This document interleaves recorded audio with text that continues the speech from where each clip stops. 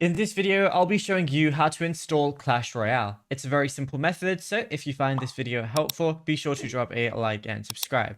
Now, it's actually very easy to go ahead and do this, but you could do this on an Android or an iPhone. So if you're on Android, go over to the Google Play Store, and if you're on iPhone, head on over to your App Store.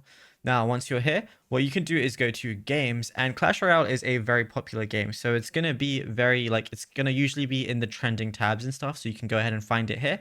But if you can't, what you could also do is on the bottom right, click on the search icon, and then all you got to do is type in Clash Royale like so. And once you type it in, it's going to be the very first thing.